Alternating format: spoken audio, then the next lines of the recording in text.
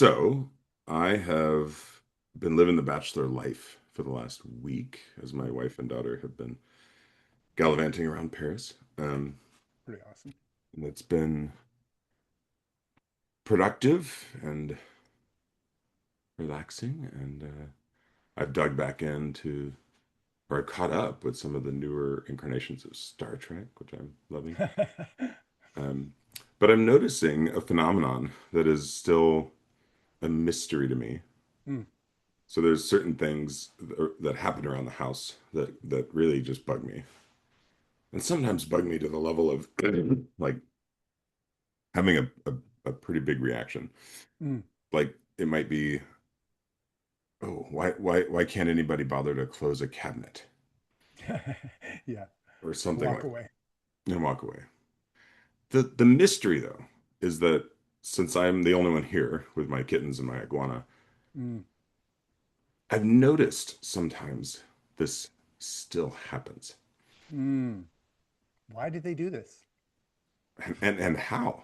How do they do this Yeah, from yeah. thousands of miles away? Yep. So, um, so I'm wondering if that has anything to do with our topic today. What's Oh, happening in my interesting. brain and my body? Mm. That is casting your own errors on other people. Oh, wow, you leapt like 3 to 7 layers deep already. See, people think lived experience and anecdotes are cheap, Brendan McNamara, but that's actually pretty profound. The subject today is, does the body keep the score? Which is in reference to, if you're in certain communities, this phrase has been ringing around your head for almost a decade. Published, I think, in 2014, and swiftly became sort of the underpinnings of vast swaths of social science. And recently, an article came out that was published in Frontiers in Systems Neuroscience. The body does not keep the score. Trauma, Predictive Coding, and the Restoration of Metastability by 4 authors, but most famously here, a man named Karl Fristen, who is at the University College London, um, one of the more influential uh, theoretical neurologists and brain mapping scientists in the world. And I don't know why it took them 12 years to bump out a this decade of the body keeps a score enticing metaphor, implying that experience is literally inscribed in flesh, that the body bears the scars of what the mind cannot face. Yet, recent advances in computational and systems neuroscience reveal that this image, while emotionally compelling, is biologically inaccurate. Now, to people who have built entire frameworks on this concept, this is a huge deal. To the rest of the world, maybe this means nothing at all, but that is our episode because it is a interesting flashpoint and echoes all the way 3 to 7 layers down, even deep into the fascinating way that Andy, you've already introduced how it can influence our perceptions of others and basically, let me restate your thing, put our shit on other people's plate. Well said. Um, and you sort of tucked in your name there. I am Andy Swindler. This is totally classic. So we're going to ask this question. We're going to talk about this question, and we're going to try to answer it in binary fashion. Uh, Yes, yes. With our keep, pre-vote. yeah. My pre-vote is: does body keep the score? Um, in the way that that phrase is meant, I'm going to go ahead and say thumbs down. Um, but I think it was a thumbs down even before this paper came out. I was just like, that doesn't sound, because it doesn't sound folk wisdom true to me even, or common sense. So it was like, oh, that's an interesting way to think about it. Like, does the body suffer from stress? Absolutely. Is that the same thing that's being claimed by the body keeps the score? I think early on I didn't know what it meant. But now we're years deep and I'm pretty immersed in what has been built on top of it. And almost everything that's built on top of it is wildly unstable. So I think I was just like, well, it's sort of a commonality. The commonality is this concept of sort of stress changing physical form, or even it goes, we'll get into later, has gone in to be stated as elaborate as it alters our DNA in a way that can be passed down to our progeny. And I remember that this came up in Christian circles too. There's this whole sense of like breaking generational curses. So to me, I recognize this pretty immediately as, oh, this is a metaphysical concept. This is not scientific, and I don't know why people are trying to make it scientific. Actually, very similar to one of my bailiwicks, subjective gender identity. That's a metaphysical concept. I have no idea why people are trying to make it into a literal or scientific concept. It isn't. That's like trying to make generational curses. It's basically a return. This is the fascinating thing. The whole thing is a return to superstition, pseudoscience, and I feel like we're regressing as a culture, even as we advance our technology to support our regression? Question mark. What's your pre-vote? Well, this might be a juicy one. My pre-vote is yes, and Okay. I realize that's has a lot to do with how I have absorbed the work Mm-hmm. and the Yeah. that I perceive it's done more good than harm. Hmm. But this will be really cool because I have not remotely researched like the tentacles, Oh yeah, yeah, yeah. you know, in my own life, in my own work, and I guess the people I've encountered that reference this, it seems to be useful. So I'm just want to. There's a couple of excerpts from the article that I Mm. think would be valuable.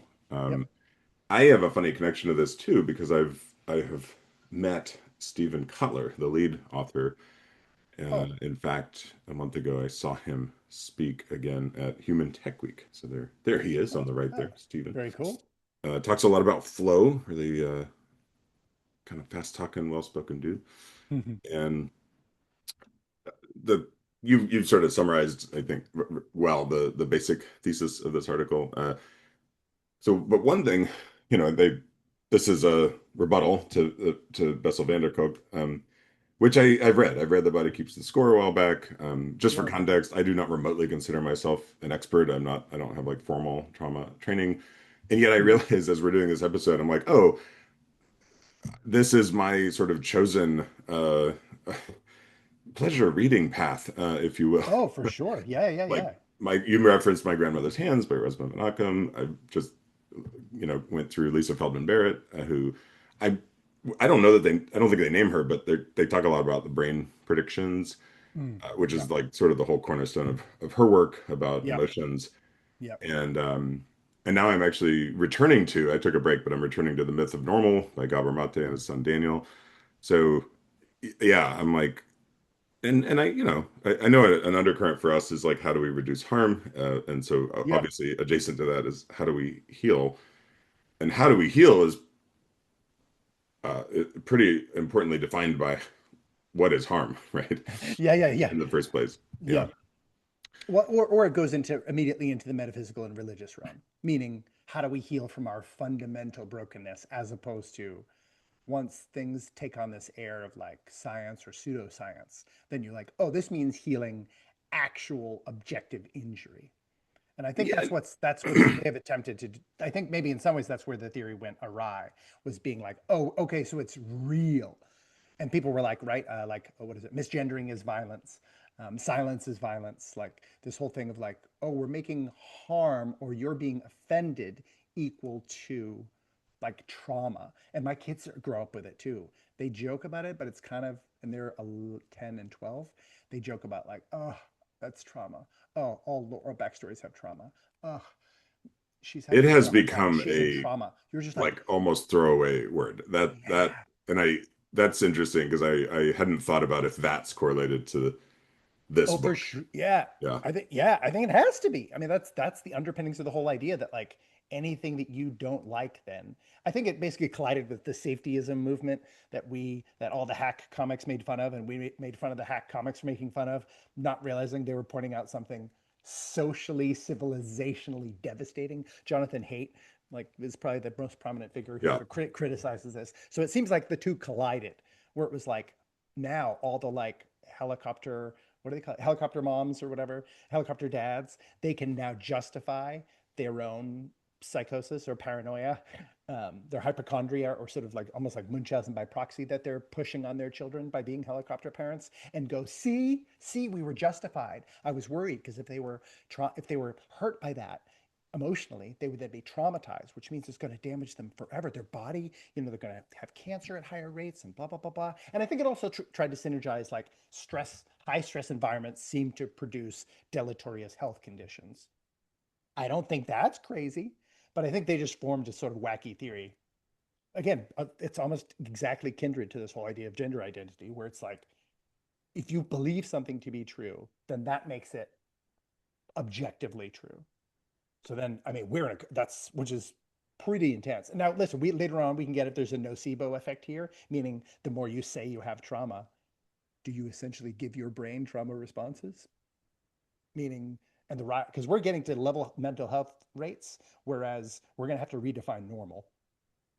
Because if let's say 30% of people are on SSRIs or whatever, extreme amount in certain cohorts, then that's not abnormal anymore. Like that is a significant enough percentage of the population that that's a basic divergence within norm. And so is part of that. So in terms of like the downstream harm, even just psychologically, seems as far as I can tell, probably dominantly harm based. Well, you remind me of with all the biometrics available now with the Aura Ring or Yeah. whatever. Now we're starting to study what's the impact to you of seeing that reading or becoming so Mm-hmm. vigilant about Yep. paying attention. There's value to it. My mom Sure. has started like monitoring her glucose, and it's like, Yeah. oh wow, that's amazing. I can literally see how my body reacts to Yeah. the thing I just ate. Wow, isn't Amazing. that cool? But yeah, I think Yeah. maybe that's the theme throughout is do we take these things too far? That is a I think a theme we're always investigating. And this I was saying Yeah. earlier is an Yeah. example, yet another great example of how horrible the internet is at debate at writ large, Yeah. because Yeah. Yeah. it's not a debate. It's like we're all sort of like I'm posting, you're posting. It's not a real conversation because you're just sort of talking. Sometimes they intersect, but I feel like they're often just talking past each other. Yeah. But that was a great setup for the first excerpt from the article. Yeah. Van der Kolk is not naive about neural substrates. Our concern is not with his invocation of neuroscience, but with the rhetorical emphasis of the work and, more importantly, its reception. Yeah. The book's most memorable language, that trauma, quote, lives in the body, has often been taken fully and literally, suggesting that Yes. traumatic experience is stored in bodily tissues apart from neural innervation.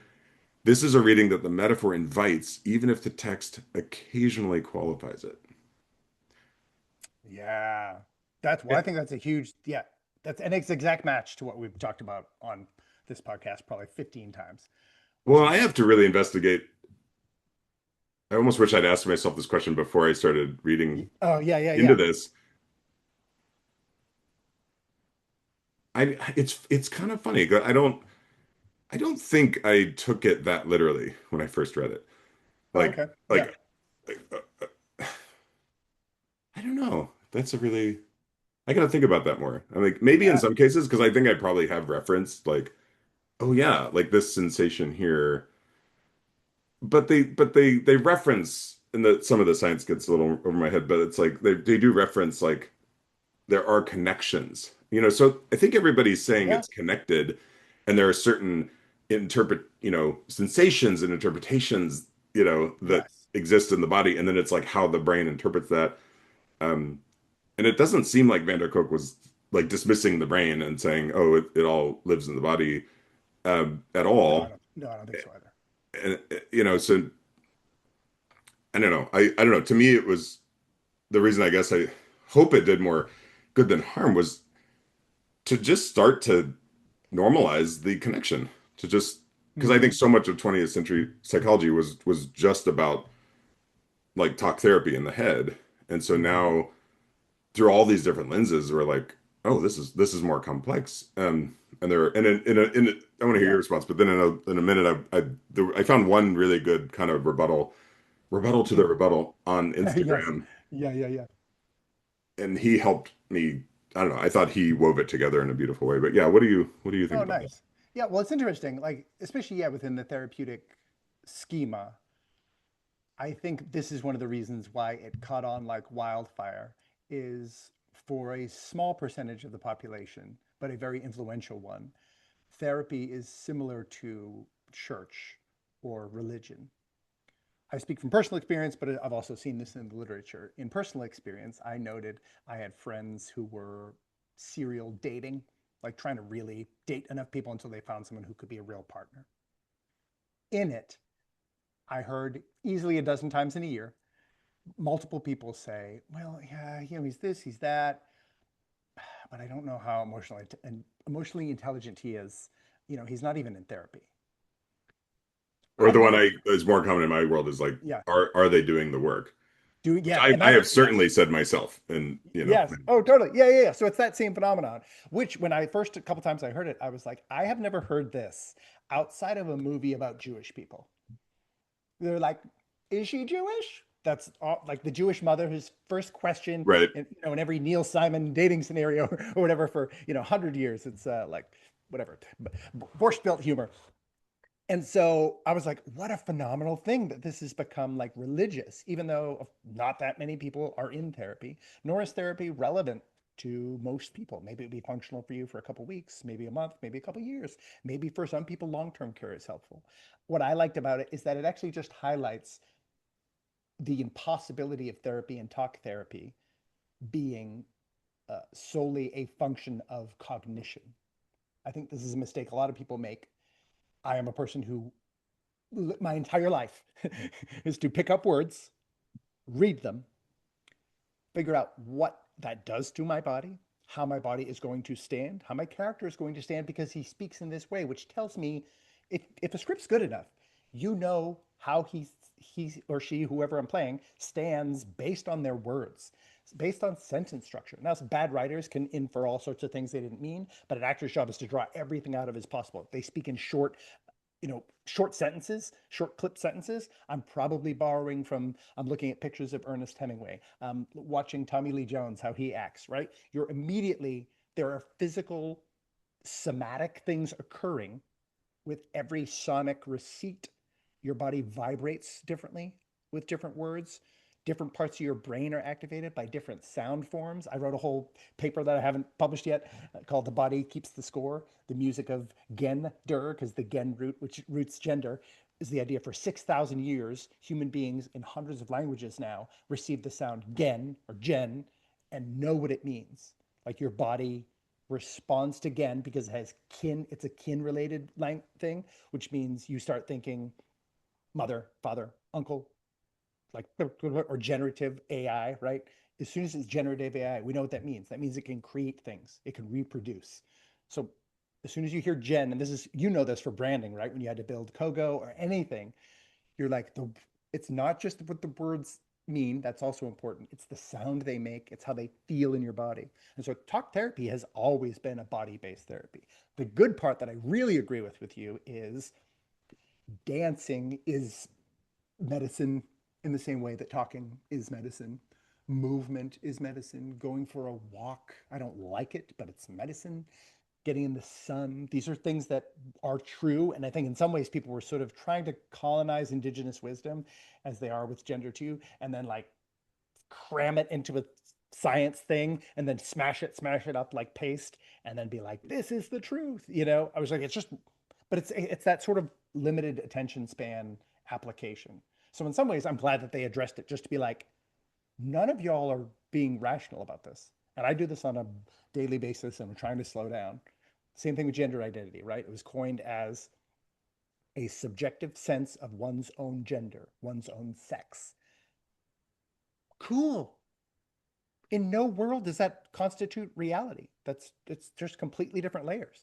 You can think about yourself in billion trillion ways, but that doesn't define in any way what's occurring with your body. And of course I have to bring that up because that's one of the things that this theory underpins, that essentially like what you take in or even what you believe about reality or yourself is as real as anything else. And I'm a writer, so I've said many times in my life, sometimes metaphor is more true, quote unquote, and I've already used quotes, is more true than reality. And so that's what I think exactly they're confronting. People took the metaphor here, or even the metaphor of gender, as this like, oh, I don't know, it means like femininity, masculinity. That's just a metaphor use. The metaphor is not the reality. That's a like or as, it's a simile or metaphor. Similarly, I think that's essentially what they're addressing. And it's not that the metaphor doesn't have some value like you're talking about, but it's not truth. It's just not in that realm. And I think people, that's what people are trying to cram it into, put it into the truth box. Oh, this is Yeah. real, you know? Oh, yeah, words matter, right? There Yeah, was yeah. something I saw recently where there was a guy, I think he was a therapist, was studying just the impact of journaling. You know, Mm-hmm. like Yeah, journaling yeah, for 20 minutes had more impact than I think he yeah. was actually saying more impact than talk therapy in particular. Uh, and that's words, right? So what is it Yep. about? And I want to dig into that more because I didn't know. I know there's research about writing versus typing Yes. and all Yep, that yep, yep. We can versus talk about speaking, that. right? Like, and Yeah. it's really relevant to what we're building because it's a voice experience. So it's like, Yeah. what does that mean in Yeah. and even it's funny. It's always a little funny to me even separating the brain and the body to begin with, right? Because It's they're inside just it. Yeah. I don't even how many cells and nerve endings and like Yeah. what is the brain Yeah. doing? And I get that we need. Well, I was going to say we do in the way we think scientifically separate things to probably to simplify them or to study them, but in some ways Hmm. probably too much, right? Because Sometimes, and yeah. and it, even this article, like I said, was I don't know. I'm not like steeped in all the science of it. I'm not a neuroscientist. I don't even play one on TV. But I appreciate what you said about acting because I have, at some point, I decided acting was arguably the most embodied experience there is, or no, the most, well, that maybe but the most mindful Intention. experience because it's like Yeah. mindfulness is all about being present. And as an actor who's being witnessed, like, Yes. especially if it's being recorded, like, and replayed, every dimension of how you are in that moment, Oh, yeah. so I would actually be curious for you to talk a little bit more about that, maybe in the context of mindfulness, which I do think is relevant here because sitting around meditating. I mean, that's what a lot of us do in mindfulness, and it's the goal is not to sort of dispel thoughts. Like you can't really do Yes. that. They're there. So I'm curious, actually, in acting, how does that work? Like, do surely other thoughts come in, like when you're in the middle of that, Yeah, yeah, yeah. Well, I think most mindfulness is, someone can challenge me on this, globally, to do with resonating with thoughts. Meaning, hmm in biblical corpus, right, which is hugely influential in the West, but worldwide, globally, it's the most culturally and racially diverse religion. So its tentacles are everywhere. To meditate means to ruminate on, and specifically, by the way, to speak out loud, to meditate, to speak out loud the things that you are pondering, the words that you are pondering. So if it says meditate on the law, the flow, Right. the Torah, then it means say the words out loud. Now, it can mean, to be very specific semantically, because that's my jam, mumbling or like sort of the discourse, but you're saying the things. The idea of absence or empty thought is much more Zen, maybe the little Zen Buddhist origins. That's really not how anybody meditates, uh, in the broader sense, as any sort of a normative function. So acting is similar to basic mindfulness or like essential mindfulness, which is you exist where you are. Your thoughts are either what you speak or hopefully communicate somehow. And that's why close ups are kind of cheating in acting, Mm. because we read so much as audiences into eyes. And it's actually, in some ways, people who are bad at close up acting, like, I don't know, your average CBS actor, he says, dissing CBS for no particular reason. No, but for years it was known for a very wooden Well, style. there goes our sponsorship. I know, yeah, exactly. But no, but like you can see people, you're like, there's nothing going on behind their eyes. Like that's weird. Billy Bob Thornton once did that he said he tried to do that in The Man Who Wasn't There, was to constantly never think any of his thoughts he would not think based on where he was in response. So he was either trying to like blank his mind out or thinking about a concrete something else than the scene he was in, It's like because it the was the name. opposite of mindfulness.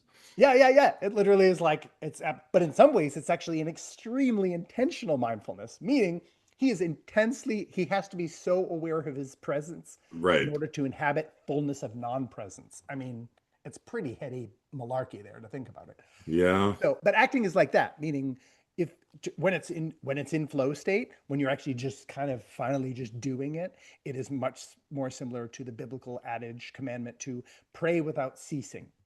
Now Hmm. that doesn't mean you're like bowed down to the ground, that be worship, but you are continually in that state where you are aware of God and truth, and you are aware of yourself as fallible, and just like never stopping.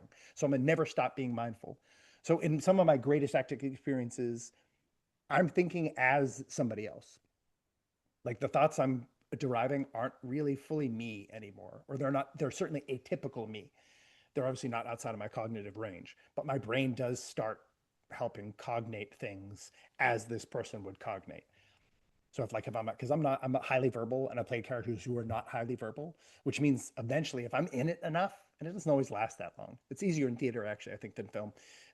Because you're doing it for so long that you get in and out of that state, as opposed to like you've got 3 minutes here, or at most, or you've got 20 seconds to go ahead and inhabit reality. You start thinking as the character. So you're just mindful as someone else's like fully imagined or empathized mind. Yeah, it's beautiful. Um, well, I do have more questions about that, but that might be a separate episode. Let's. I want to do one more excerpt from the main Yeah, article and please. then briefly kind of comment on this one response, and then I have a question for you. Yep. So, from the article, if actually, spoiler alert, because I Yeah, this is a skip to the end kind of deal. yeah. It's not an academic article, so they didn't put the abstract at the beginning. They kind of put it at the end.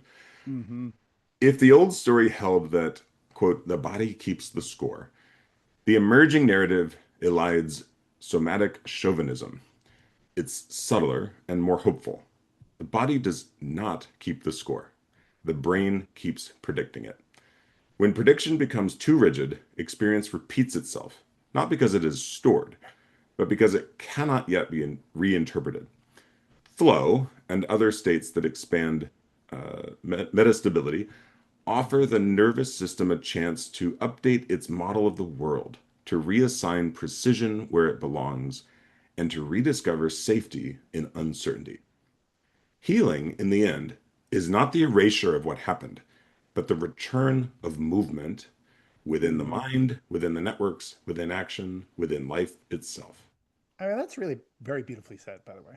Well, it's funny that they were like trying to be like, let's be real specific, but they almost can't not, you can't not address the metaphoric richness of what attracted people to this in the first place. So I actually thought that was really smart from a like neuroscience nerd point of view to be like, we have to make this richness in narrative as well, because that's the quote unquote human problem, turning every little thing we think into a narrative, main character syndrome or whatever.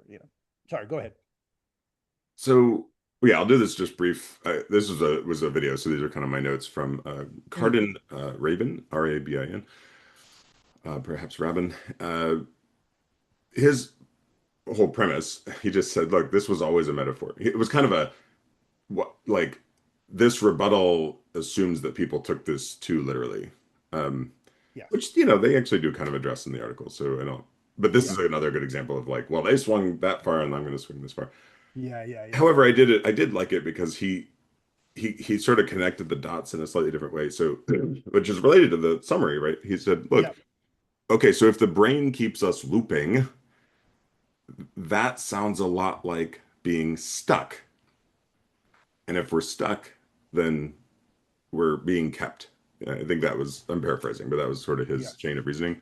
Yes. And then he went on to say, is, in his practice, he's like, the virtue of this is it opened the door for many practitioners to somatic healing. So the body is a gateway to a kind of healing practice, which ultimately is a way to shift these patterns in the brain and the brain's threat prediction system.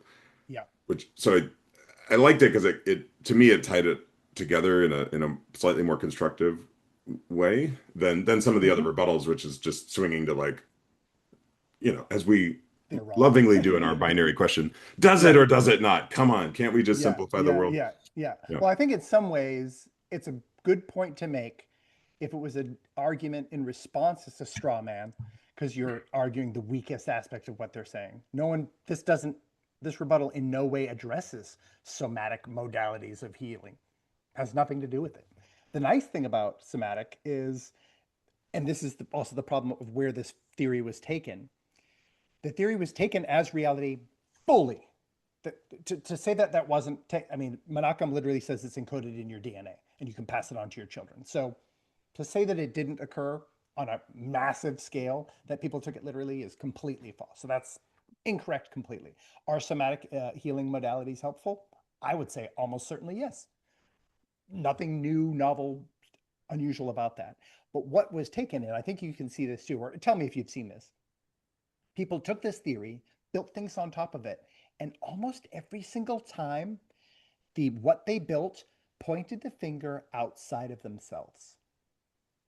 Systemic racism causing systemic oppression, causing uh, being misgendered by outside of myself, hegemonic patriarchal forces, Yeah, whatever, trauma doesn't exist in a vacuum, right? androcentric trauma, it's your fault. The nice thing about this is you're not stuck because someone else stuck you there. You're stuck because you're still there. You're stuck because you are there. It's you. That's on you, dude. So this is the fascinating thing that people took the thing, made it real, and made it everybody else's fault. In pretty much every single construction of how this was used in the world. That is substantial and absolutely needs to be refuted. And it's built in many ways on the taking a metaphor as reality and then employing it, trying to employ it in objective law, science, all sorts of, like social science, which is barely a science anyway. It's so deeply unscientific to do that. So once you start doing it in science, then you're corrupting the whole idea of knowledge as opposed to like sensation or experience, both of which are helpful and useful. But they absolutely, and they can overlap and intermingle, but they are separate beings. So this is the body brain thing can get a little muddy. But yes, movement, go ahead and do all these things because you know what? Whose fault it is? Like who did no one can cause you, can create the trauma. Your brain does it. Your brain does it. So do they do things and you don't like what they've done and they sinned against you and they need to apologize, all sorts of stuff? Of course, that's fundamental to society.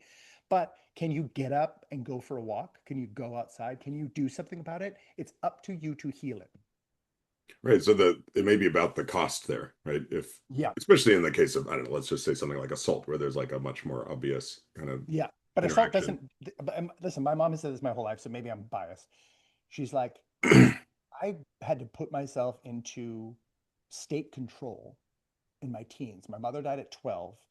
By 16, my father didn't want me in the house, so I put myself in state control. I was pregnant at 21, blah, blah, blah, blah. Like this long litany of like pretty terrible experiences. And she's like, but I'll meet people who are like, yeah, my dad was a yeller. And then they have this like trauma personality around it. They're like, oh, like I'm wounded and all these people did things to me. She's just like, get over yourself. Like Well, well, get and so like wait a second because it became, and you know this too, it becomes trauma Olympics, and then eventually it became trauma Olympics personal into trauma Olympics identity based. Oh, I belong to this category who has been historically marginalized, which means my body has taken on so many scores and so many scars, and I just, it's all too much. No, some people can have the exact same circumstances. People could be in like the exact same like war, right? IED, I almost said IUD, an IED explodes and two guys are in the truck and they both lose one of their legs and blah, blah, blah, blah, blah. And someone can have a trauma brain lock response and someone else doesn't. So it's not purely causal ever, even when it's direct assault. And I think this is the thing people just want to be like, not my fault, not my fault. Like it's the idea of like, and this happens in Christianity too. Well, the devil made me do it. No, right. he didn't. You did it. Well, the So devil's really after me this week. the question I was holding was, and thank you. I didn't mean to imply assault always equals trauma or No, no, no, similar. no, no. Yeah, But yeah. No, I didn't think so but I'm either. guessing there's a at least slightly higher correlation of like Yes. that leading to the need, for lack of a better way to phrase it, of more healing. Um, Yes. Oh, yeah, yeah. And that's why we and punish so trauma that's what so I'm much. wondering, if that's what Yeah. people are really complaining about, Yeah. is like, you have cost me uh time and energy, like Yeah. your action Yeah. externally, whatever, system, person, whatever, has led me to spend more, right? Time and energy, Yeah. whatever, healing. Yeah. Not that's not a refutation. I'm just sort of like, huh, No, no, no. is that what's like under that Yeah. really? Yeah. Um, Yeah. And Other then than what you were just that's getting true. to, which was basically victim mentality. And so another term that's emerged, Mm. and I was accused of this once in a really bizarre conversation of victim blaming. Oh Right? yeah. That's like a locked loop, you know, where like Yeah. if Yeah. yeah, But when you haven't been victimized, then it's fully your fault. Like, if, for example, someone says something that offends you or just refutes your subjective sense of self, perhaps, you're not a victim. You've not been a victim. When people say like, "Oh, I was a victim of a misgendering," no, you weren't. So this is the problem. You've taken metaphor and receipt of something as perceived as offense as an injury. So this is how the theory. Again, this is why I don't understand the response exactly of the guy you were talking about, who said a good thing. Yes, somatic healing modalities. Let's use them. Flipping great. And if it expanded, our therapists take their patients on or walks or whatever, or they do jumping jacks, or they shake, stand and shake. Great. Yeah, let's get some of that anxiety out of it. It does get the like tension stuff out of our body to move, to get in the sun. Like we're made for movement and creation. That's like we're human beings. That's what we do. So that's great. But to not notice how it's carried through massively to where it's illegal in some states to cause this trauma to people, and it's not. So this is the problem. It's when it gets turned, and maybe this is what happened in your experience when you're like, oh, you're blaming the victim. You're like, victim of what? Like of a metaphoric crime, like a crime of metaphor. That's not.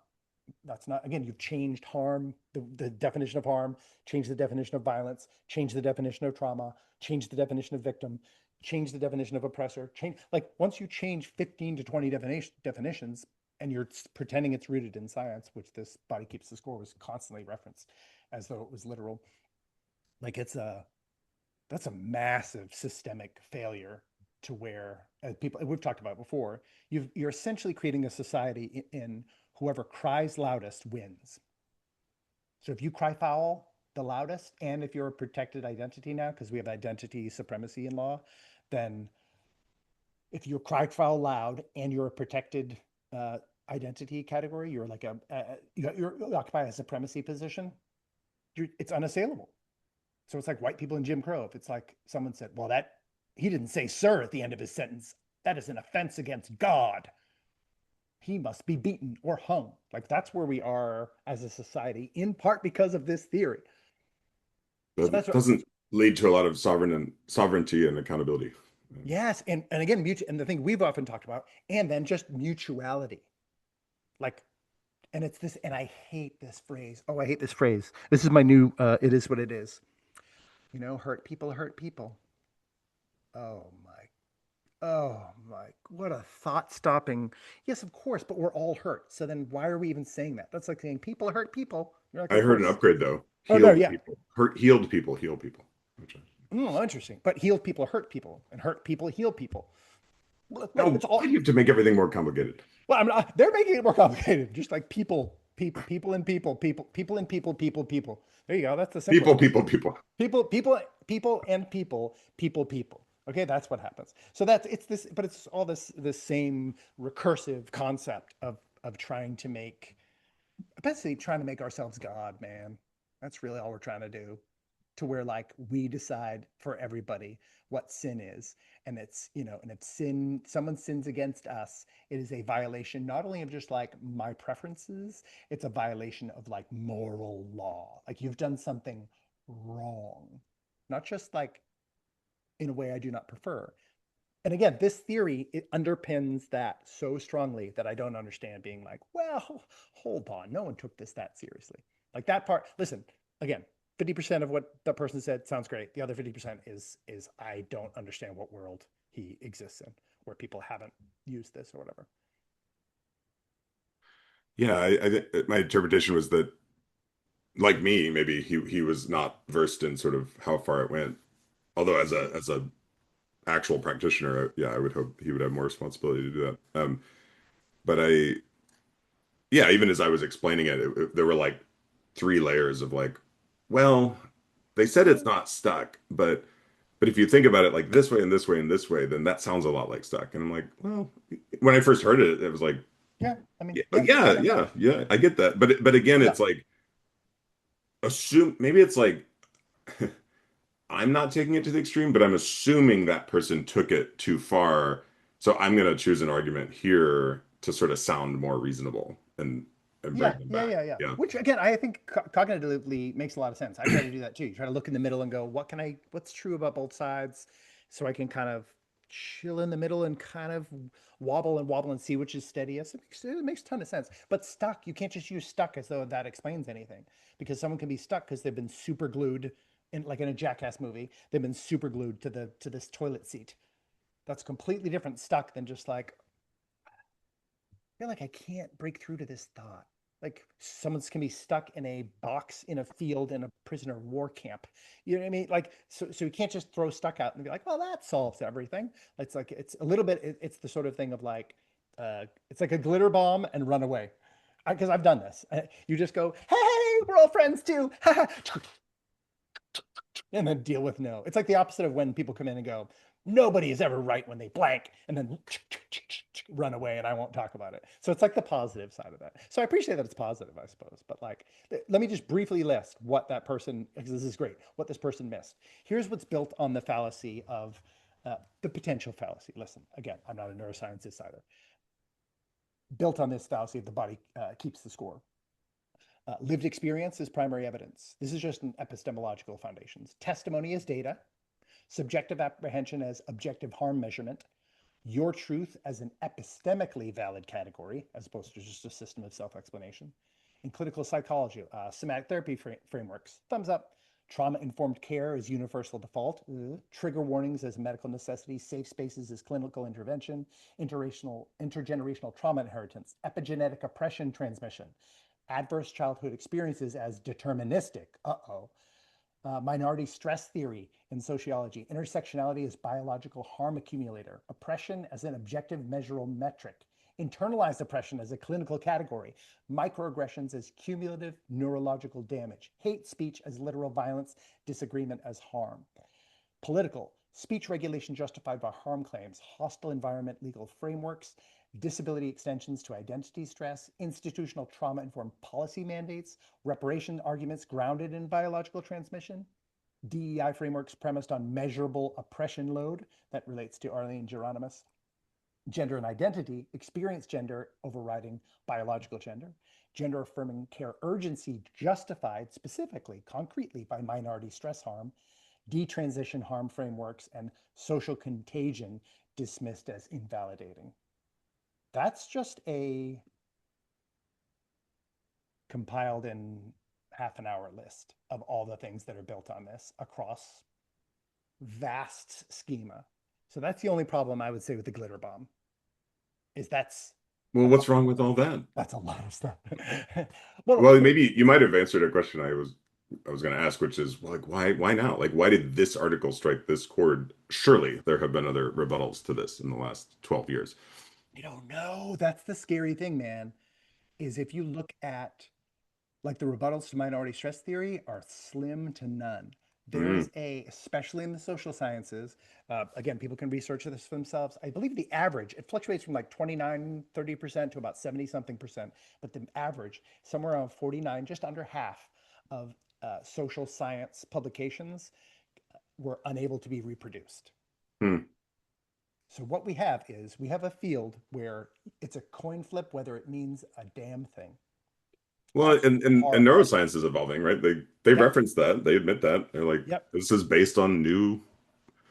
I felt like they were respectful of Oh Van yeah, no, Cook's work, and again, they were yeah, like, well, this is what we do as scientists. We build, yeah, and yeah. And yeah, we just go, well, yeah, no, that was an interesting idea, but that's not really. It's just not the origin point. So then you're out there. This is the same thing with dysphoria, right? You're treating the dysphoria and not the fundamental. You're treating symptoms.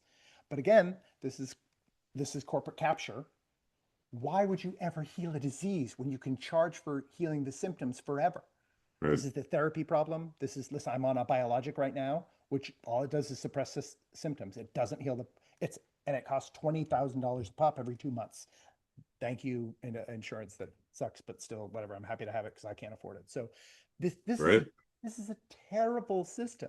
So what I think the powerful thing is here, and this is getting into theory now, I believe institutional or corporate capture, you'll notice across this entire schema of what's built on this, it creates a society, or at least a larger and larger cohort of continual victims you can sell shit to. And I do know from Kotler in particular, hearing him speak a few times about flow. I mean, his whole premise is that flow is available to all of us. It's Mm, the ability to get into a flow state, uh, which I think based on this, he's relating directly to healing. It's just hmm. innate. It's part of the brain. It's part of our body. It's part of our Yeah, the way we're built, you know. yeah, And so yeah, you neuroplasticity. don't.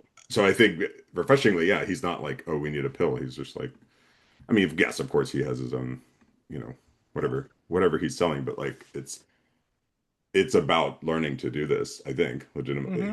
Hmm. Not Yep. you Yeah. need another pill to buy forever. Yeah. Yeah. Yeah. Well, and we've noticed this too. So many of the topics we talk about are fostered by people who cannot remotely handle like neurological plasticity.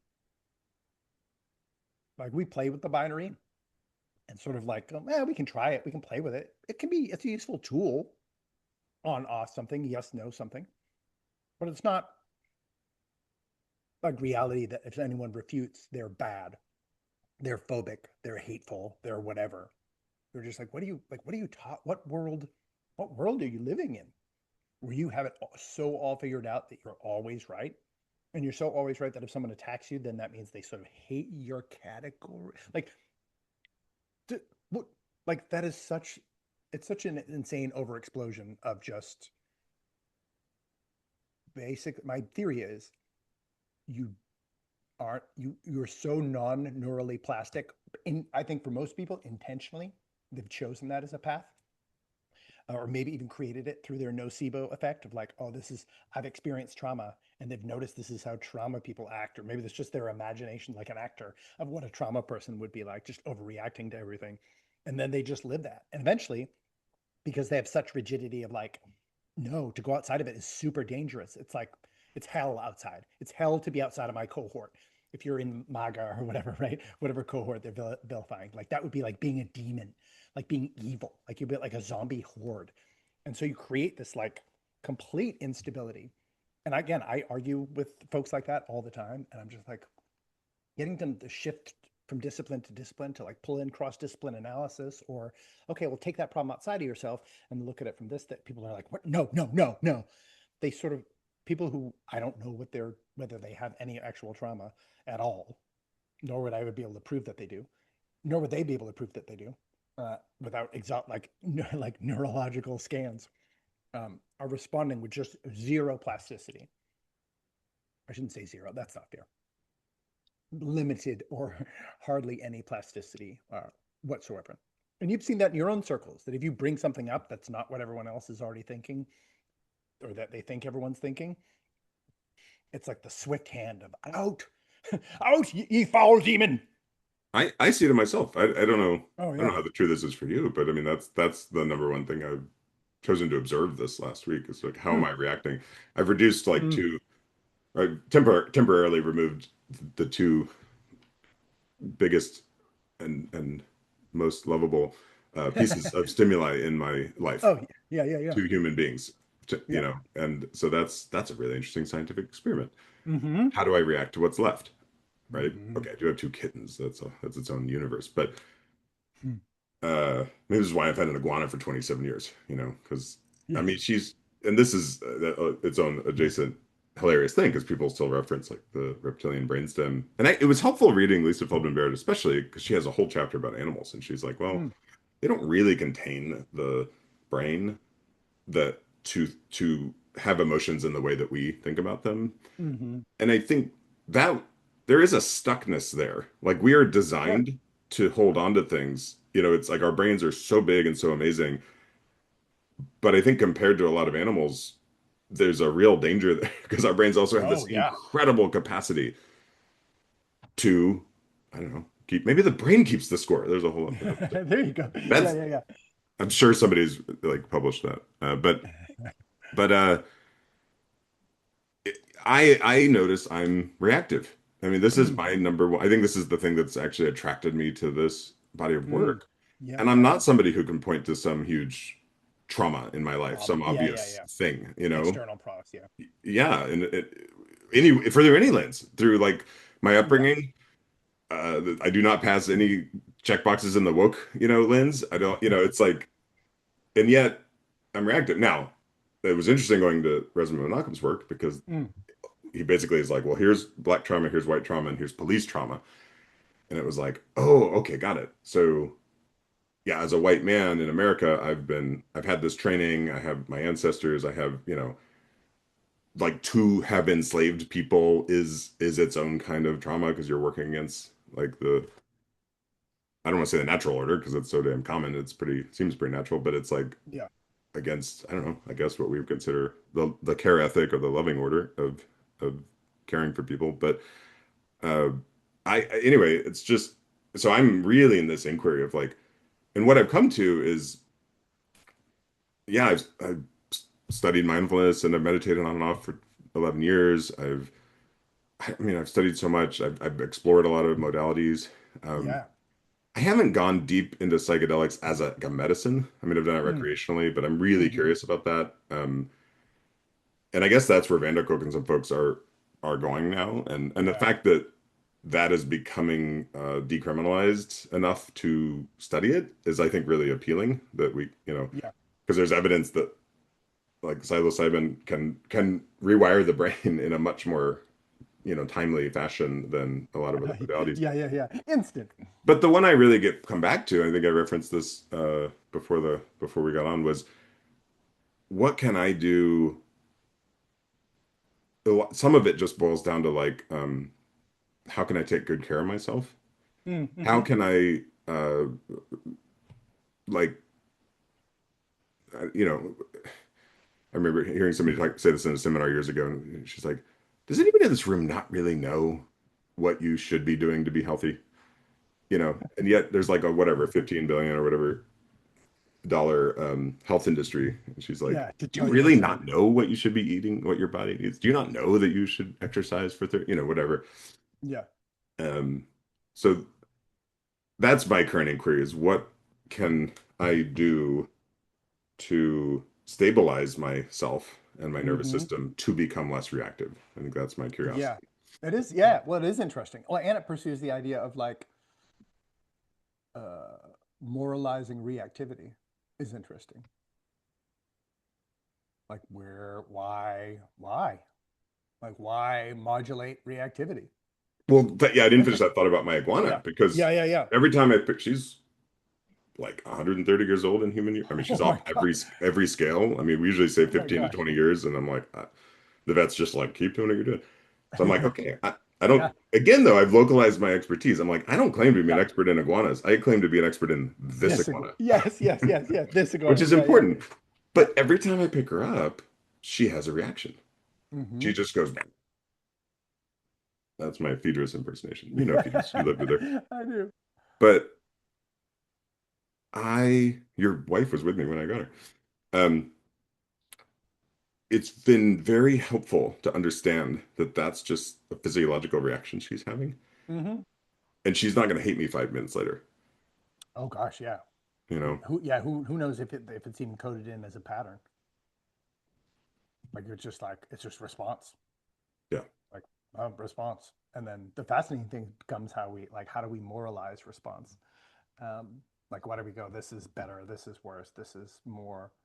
Whereas I would say it's situationally dependent. Like reactivity, instant, strong, vehement, insane in common context reactivity is absolutely necessary. So we don't want to get rid of it. Like if Well, and somebody's my and you know, my concern is, does it create harm, especially with people I love? Like that's yeah, yeah, yeah. hopefully Yeah. the motivation. So Yes. my cat, these are, they're kittens. I open a cabinet, instantly he's in there, and I'm like, Yeah.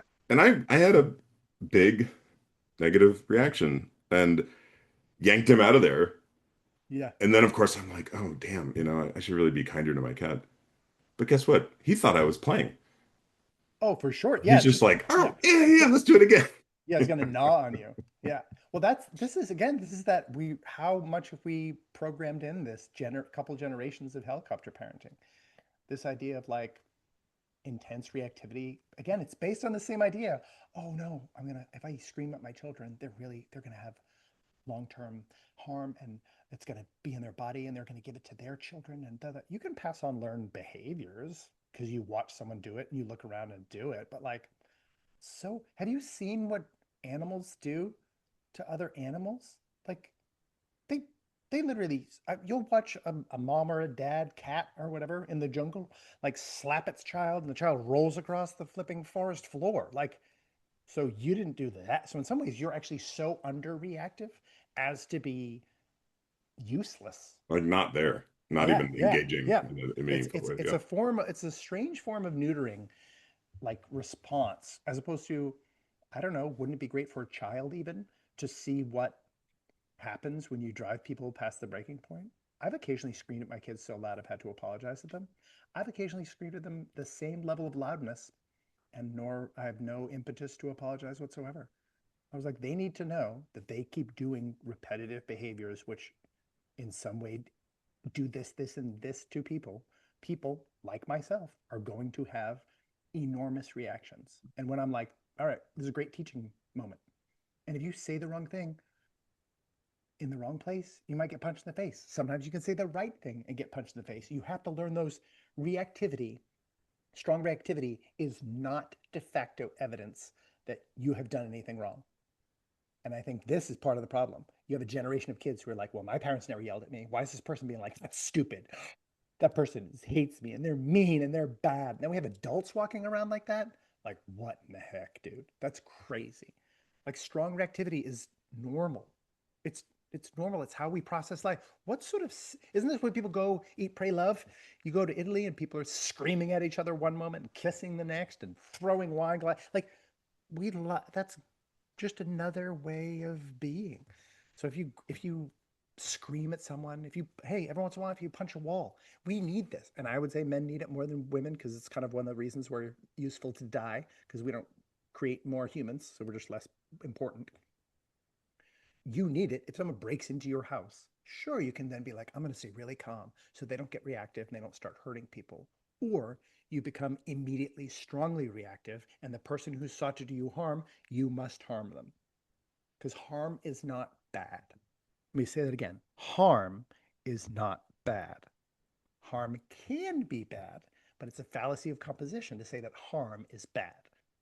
If someone's raping my wife and I cut his throat, that's gonna be messy, but that's just how I prefer to do it. I don't like guns that much.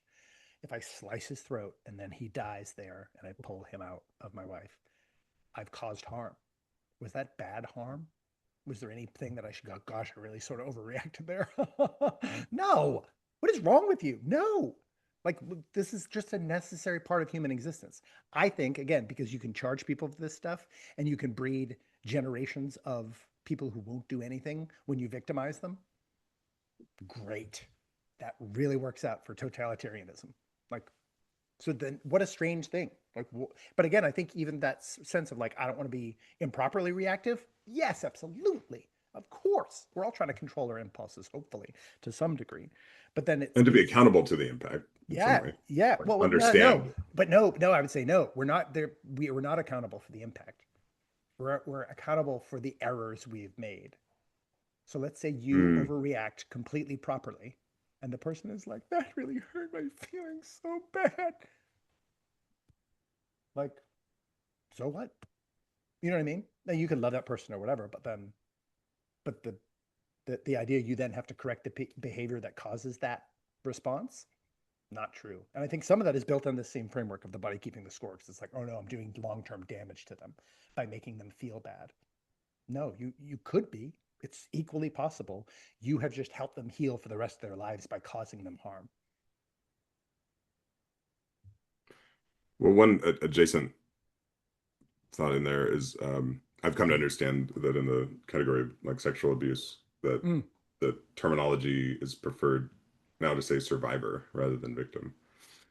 Oh, interesting. That's a bad idea, but sure, because then you take away the person who did the wrong thing. If there's you're just a survivor, then something just happened. You survived an animal attack, you survived an earthquake, you survived cancer. So it's a pretty terrible, that's a terrible idea. It's basically taking away accountability of the person who caused, in that case, caused harm. So isn't this interesting? These systems tend to build these things where it's just like it becomes vague, amorphous, sin nature or the devil. Just you survived. You survived it. Mm, I I, mean, I think sure, but no, you are a victim because you were a crime was perpetrated upon you. So to somehow remove that person as though all you did was just survive something. But again, because we don't use that language in human related categories, we use it in animals and natural disasters. You mm, survived a monsoon, you survived a tornado, you blah, blah, blah, blah, blah. 40 days in the desert and I survived. You're like, no, I survived an assault. No, I was assaulted. I was victimized. A person did this intentionally. So if you pull that person out, all this is the kind of like whatever the stuff we talked about. What's it? Restorative justice. This is sort of a restorative justice error, which is just like, well, there's no such thing as a criminal. There's a victim. There's a victim, a hurt person who hurt people, and a survivor. yeah, I think the idea was the lens of sovereignty. Like oh, if I get stuck in the Mm-hmm. victimness of it, Yeah. how do I move out of that?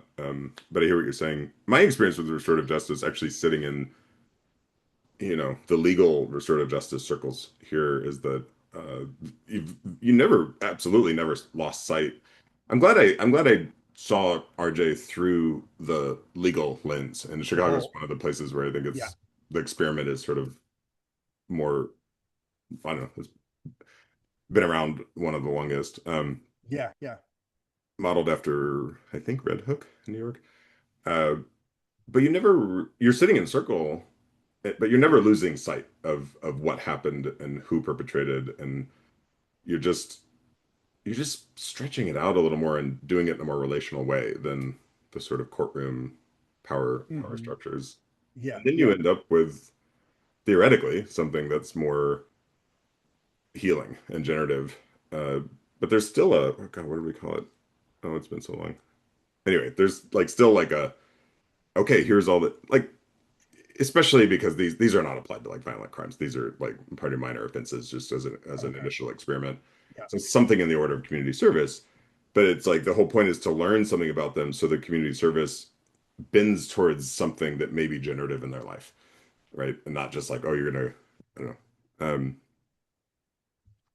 Yeah, because that's the basic premise, I think, is like, okay, how can we set people, can this process at all be restorative in a way that's,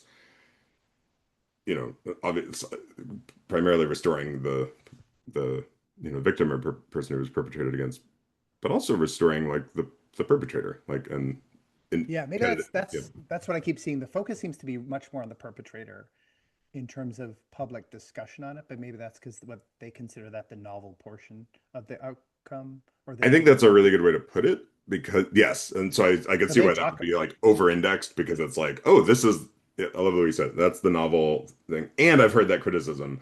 I've been in communities where that's the criticism, where it's like, wait a minute, like we are so over compensating for this idea of, not only like realizing the perpetrator is like a human being and we shouldn't maybe Oh, just, sure. I don't know, excommunicate them from the, whatever,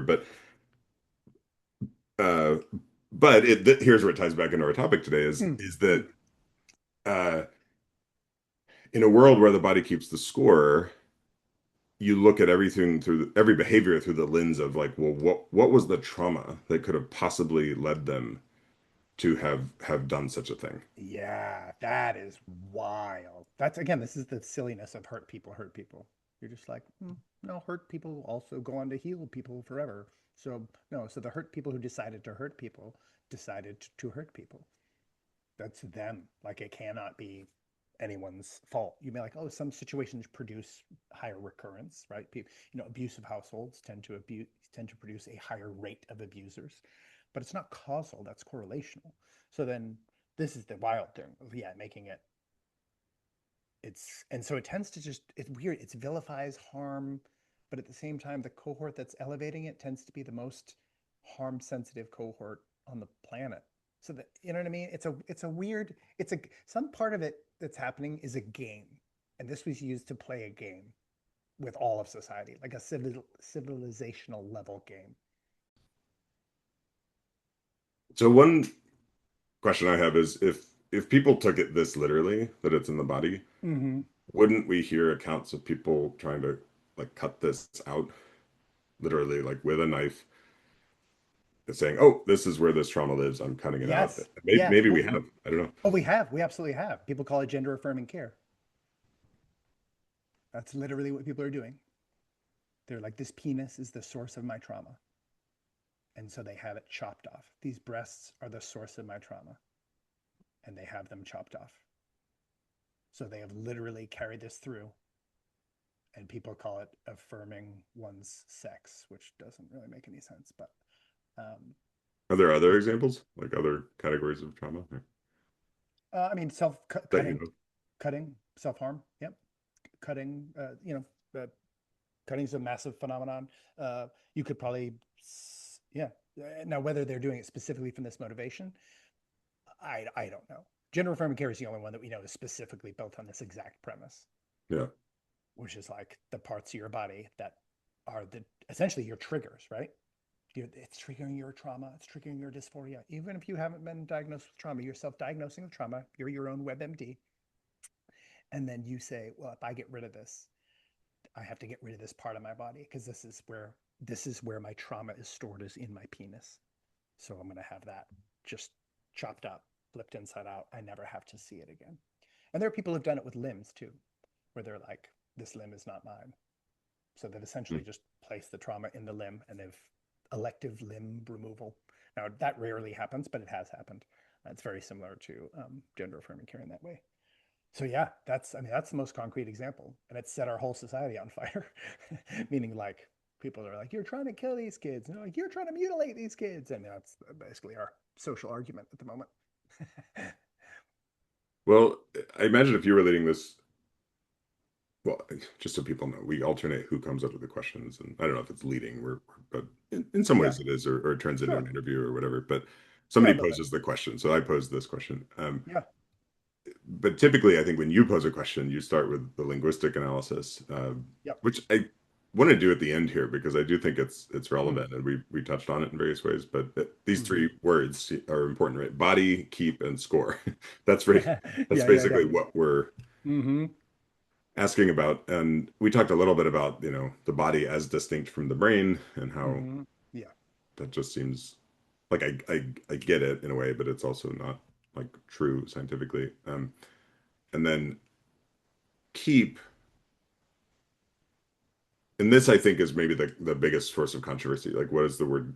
The keep and score are probably the even bigger controversies, like of or yes, interpretive controversies, right? It's like, okay, keep. Well, what does that mean? I'm not looking. I know you always do the dictionary, but I'm like, just even casually, like yes, store, right? yes, I'm holding on to something, right? yes. We both do. Yeah, we both keep probably more things that we need to keep.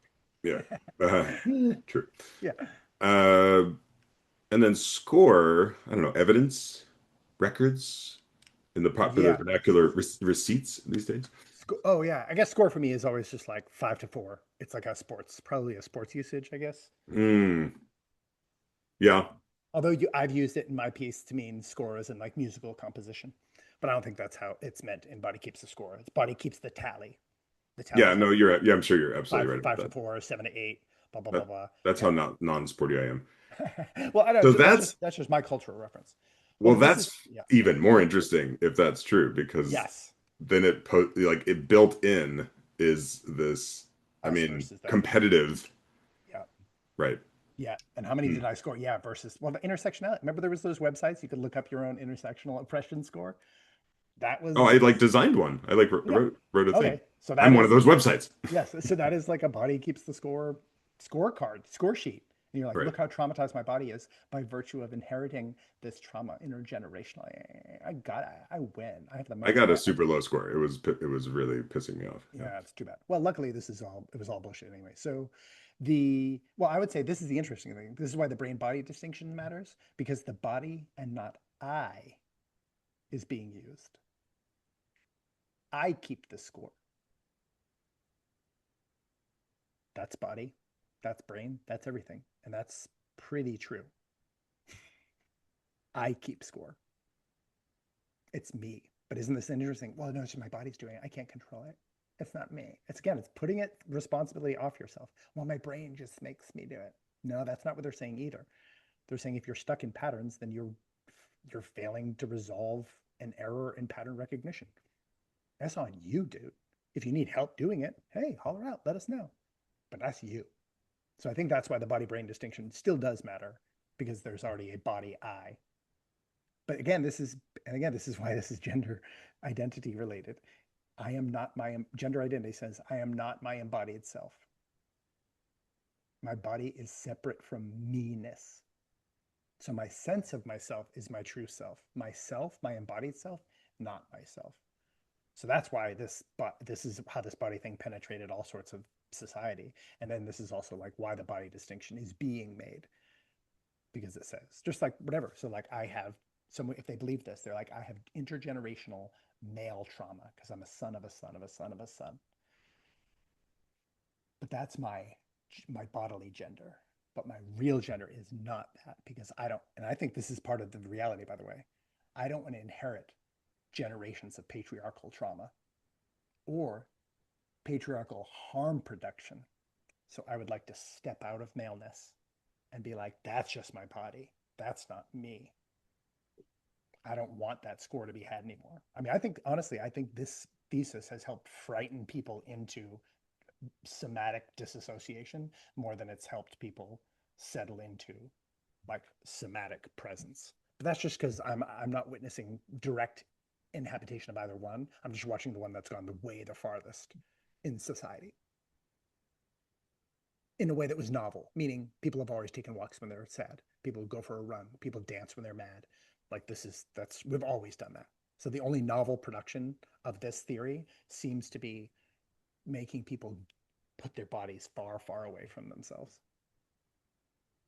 Sometimes when I think about the way we talk about healing psychologically, um, it's helpful to just remember how the body heals a physical wound Yeah. and and how powerful we are. I mean, how Oh, beautifully we it's were made amazing. to heal. Yeah, it's really cool. Yeah, I had a bike, I don't know, accident, I guess. It was just me, but skidding out pretty bad last about a year ago. And so I got to watch my skin like Oh yeah. regrow, and Yeah. it was like, whoa. It was fascinating because I was like, when was the last time I had a skinned knee? Like that's some stuff kids do. Yeah, that's kid stuff. Uh, yeah, so that's really alive for me, just that holding that question. Well, what does that Yeah. mean in Yep. this context? What does it mean to trust our own ability to heal? But then also in the context of score, because scars are like Yes. that's like tick marks, on the It really wall, is. you It know. is. Yeah. Uh, Yeah. so in that way, I'm like, I don't know. I guess what this is saying is there's no like physical evidence under the skin Yeah. that psychological trauma Is literally creates scar tissue in your muscles or whatever. yeah, or any part of you whatsoever. Yeah. Even Yeah. in your neurological processing or anything. It doesn't yeah, there's no corollary. I think that's the thing. People are trying to make a metaphor into something concrete. But it seems to create more rigidity in the brain Yeah, way more. and Way looping. more. Yeah. So the easiest hack here would just be to be like, well, why are you separating the brain from the body? Yeah. But And yourself from your body. yeah, Who else is responsible for your body besides you? I mean, if your brain's keeping the score, well, I don't know. That's you. It's That's in, you, it's dude. you. Yeah, that's you. Yeah, but people are like, no, I'm a disembodied something. This is what it propagates. I don't, I exist as a sort of ineffable metaphoric soul or whatever. Yeah. And listen, even Christians sometimes claim that, and that's not remotely like, that's not biblical teaching. Well, your healing is interesting too. We've talked about this before. Like the process of debriding is necessary, which means, oh my gosh, that's my wounding. Leave that wounding alone. Don't touch it. Cool. That's how you get sepsis. That's how you die. If your wound is healing and you start noticing it's inflamed, sometimes you've got to rip the scab, wash it with burns and stuff, Or like shark bites. It's almost like a it's somewhere it's almost like a Brillo pad, dude. It's not quite a Brillo pad, but it's like that. It's a hard thing, and you have to go and rub it into your wound to get all the necrotic tissue ripped off, or you will never heal. So that's the fascinating thing because it says, "Get away from me! I'm reacting." Like this is a react. I want to tie it back into your reactive concept. If you're so reactive, you won't let anyone help you, and you assume anyone who hurts you when they're touching you is harming you. That's like you haven't progressed past the metacognition of a 8-year-old. You know, when kids are 4, they don't understand why you're cleaning their teeth and it hurts. You know what I mean? You're like, well, Right. cavities can cause damage, blah blah blah. You know, whatever. You're just trying to stave off other harm. But once you're a grown up, this is the crazy thing. We're preserving this extended, not even pre-adolescence, well into the 20s, 30s, 40s, maybe even 50s, to where we're like, no, some harm is necessary. Like if you have a gangrenous hand, you got to chop it off. It's going to hurt like the heck. And that's just like, or if you've got a burn and it's healing and and it's bubbled up and oozing, you've got to rip it open, tear it up. And sometimes therapy can be that, dancing can be that, conversation can be that. Like you can do that in all sorts of ways, but it's not like people just have this perpetration of like, if it hurts, you don't love me. Well, the last word, it's not in the framing originally, but you mentioned it, and it seems just inextricable from all of this is trigger. Yeah, yeah, yeah, yeah. And yeah, do we overuse the word trigger? Oh, for sure. Yeah, my friend That's a slightly leading question. yeah, yeah. My friend Karen and Nicole years and years ago did a whole series that did pretty well called I'm Triggered. I, But that was when that it is like was. pretty much in my mind, that series Yeah. every time. It was so good. And it was early. I feel like that was kind of early in the Yeah, thing. it was like yeah, it was I feel like it was like right at the early crest of the wave. Honestly, by the time the show was done, it was already like they caught their wave at a really smart time. But that was like 15 years ago. And now it's just like people have integrated as though it's real. Trigger warnings on shows and stuff. Like, oh, trigger warning. NPR does it for their trigger warning. There is conversation about sexual assault in this thing. You're just like, what is happening? Like, why is the news a helicopter parent? Like, this is insane. Yeah.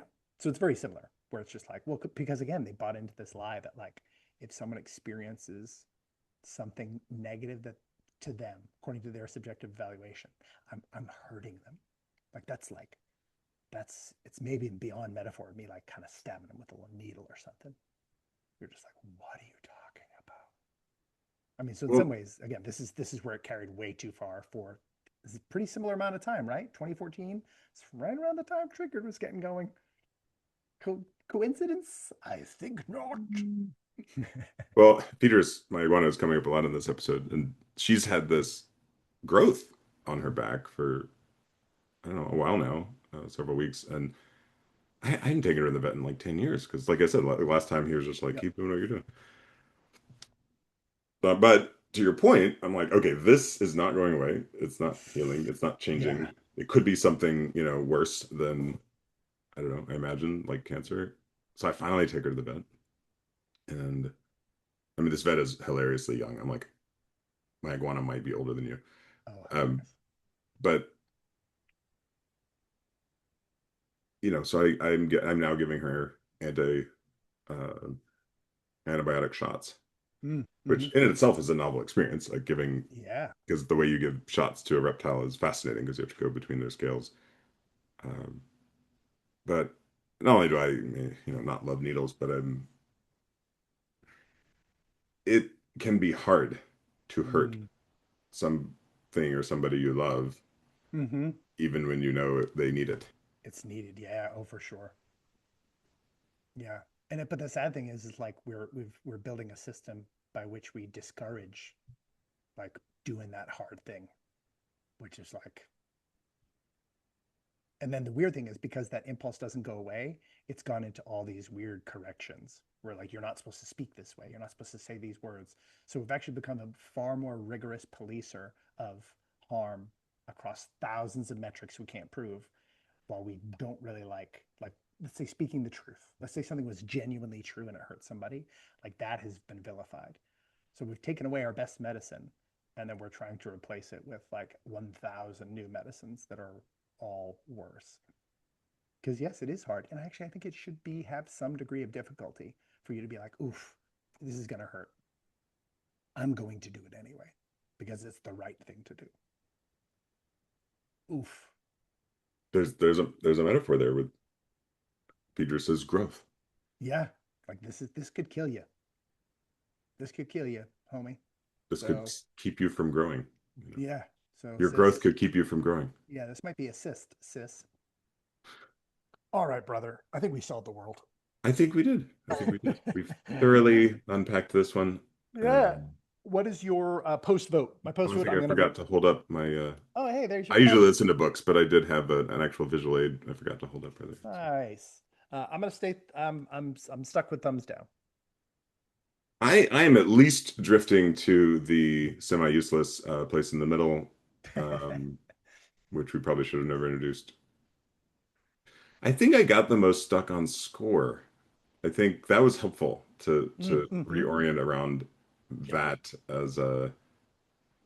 Yeah. as Well, and since you relating to and this. since you built, yeah, you built a website to literally keep the score, to Yeah, track an actual metric of the body kept score, based not even on personal experience, but simply like identity category. So you built something that employed it, which I think that would make a lot of sense then. And then the fact that you missed it earlier, you are no offense, not a sporty guy. I don't mean that as a I person. did get that.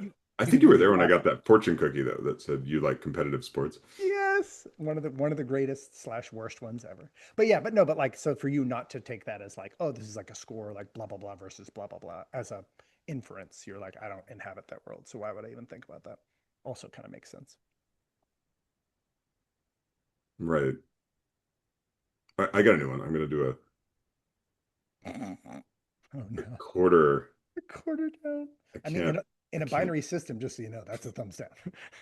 Oh look, Oh, there you that's go. You fucking got hilarious. that is That the Zoom interpreted the yep, three quarters down as a yeah. yeah. Yeah, they're like, I don't have that many categories, guy. It's up or down. Yeah. All right. Rotational I thumb guess up. that's going to take me into the down. So All right. thank Well, you, Brendan, and oh, thank thank you, you.